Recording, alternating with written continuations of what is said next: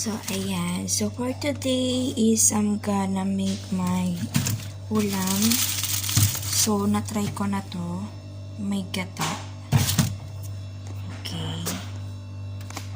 So, let's try. So, let's try naman ngayon ang hindi na justify. Bangus.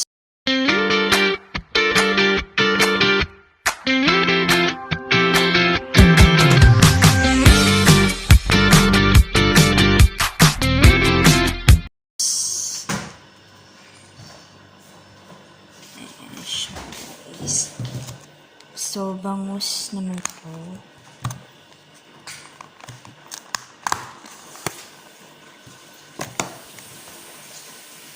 Wow. Yummy. So, let's go hot kanin.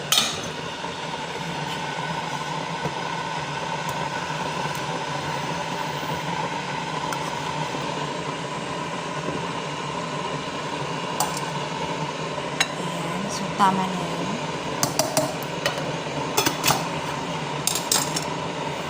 So,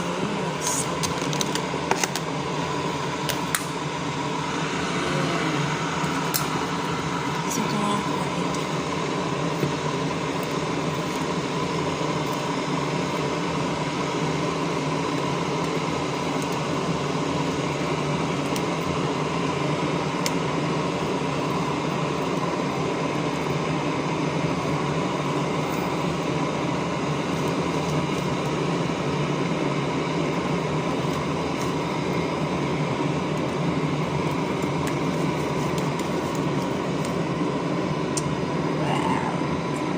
Bangus.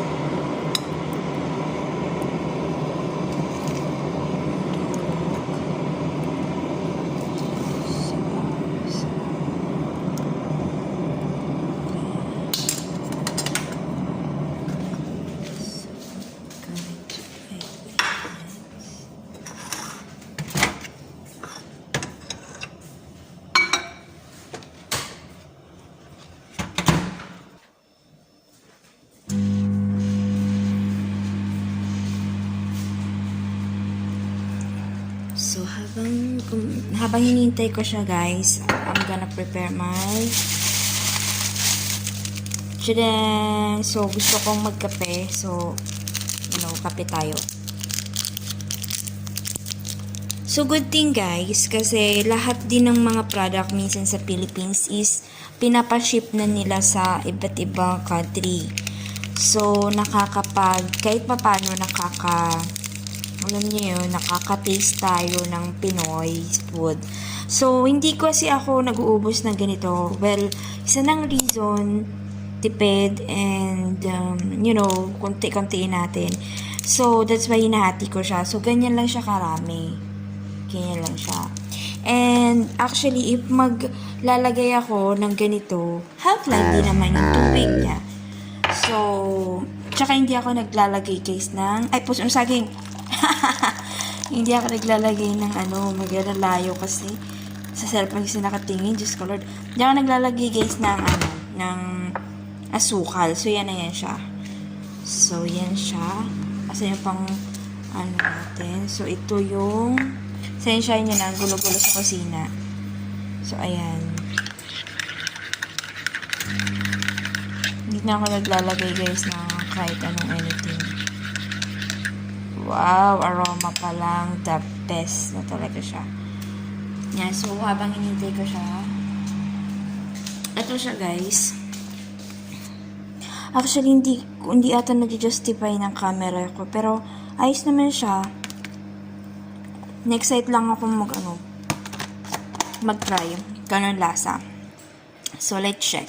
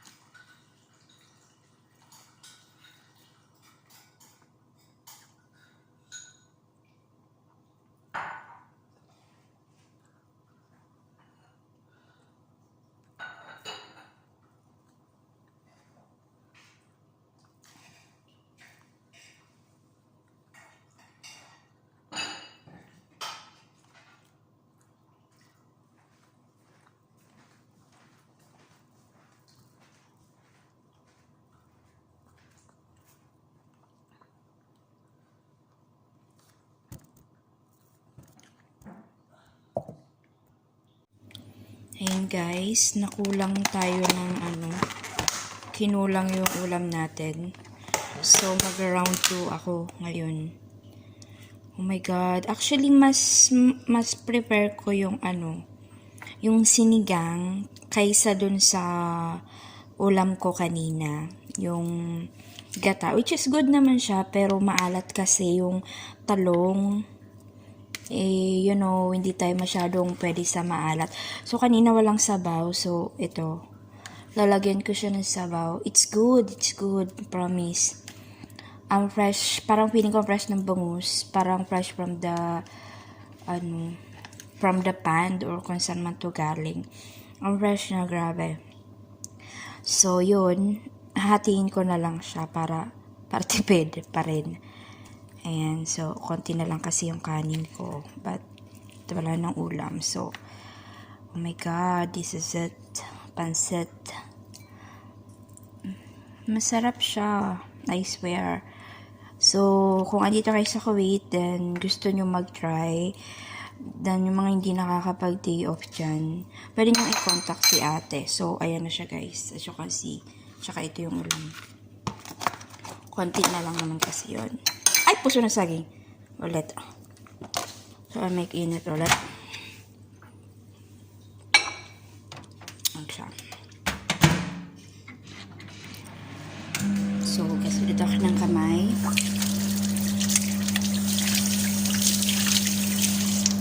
Yan. So, guys, tayo ng kamay.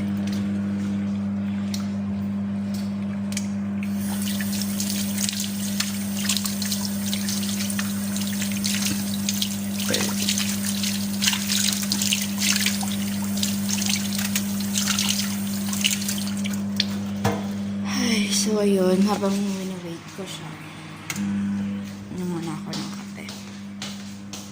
So, as you can see guys, wala na talagang ulam. So, may uminit tayo. So, may kape pa ako dito. So, inom muna ako ng kape.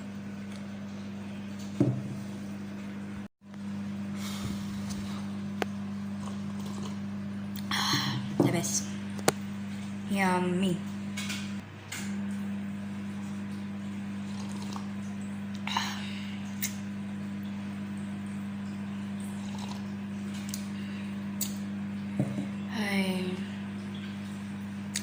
After 3 years, almost 3 years na walang kain ng kung anong Pinoy foods. Well, actually, nakakakain naman ako before ng canned tuna, yung mga Century, kasi bumibili sila noon.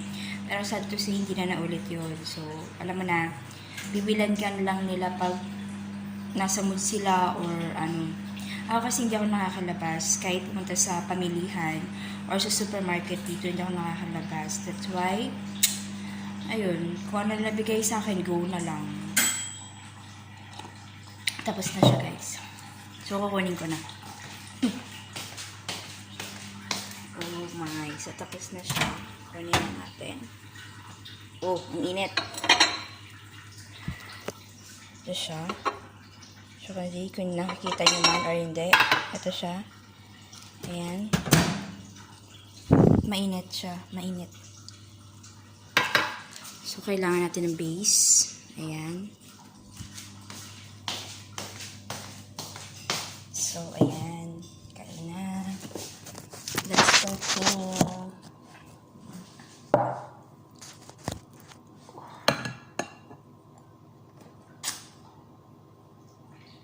Oh, lasang-lasa yung vinegar. Ay, hindi pala to. Hindi pa ito sinigang. Paksiw. Oh my gosh.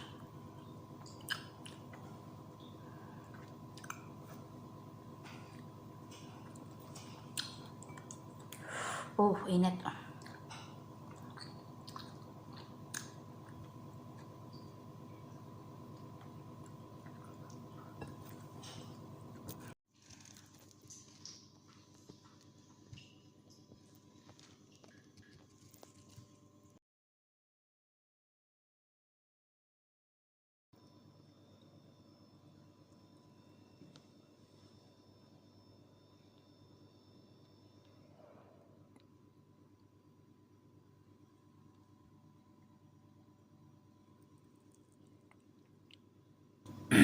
As you can see, ubos na siya.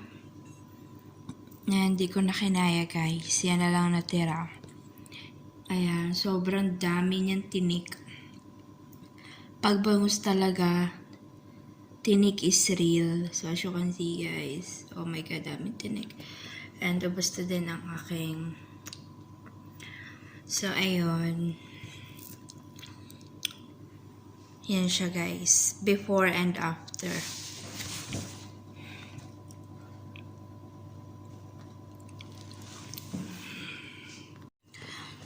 Ayun, so tapos na po ako mag-review and then mag-taste ng pangatlo kong order, which is yung una is yung bangus daing, and then yung pangalawa is something parang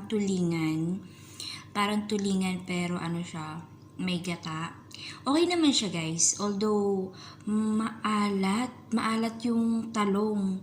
So pag mga maalat is no tayo dyan. Lalo na sa akin kasi I have UTI. So urinary tract infection. So mahirap na if ever na magkasakit pa ako dito or atakihin pa ako dito. Ako pa naman is pag nagkakasakit ako is sobra talagang lala. Dumadating ako sa point na umiyak ako. So, prevention is better than cure. So, kailangan natin i-prevent. 'Di ba? Kahit tayo ng mga maalat but in moderate.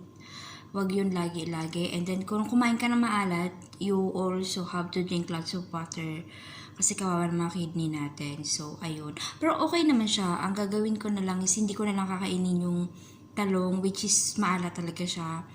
Yung ano na lang, yung isda na lang. I hope lang na sana yung mga amo nyo is hindi maigpit na kahit mag-deliver yung driver is pwede nyo pa rin siyang kunin sa labas. So, yun lang guys. Thank you so much for watching and see you again sa aking mga upcoming vlogs. So, once again, bye-bye. Ingat!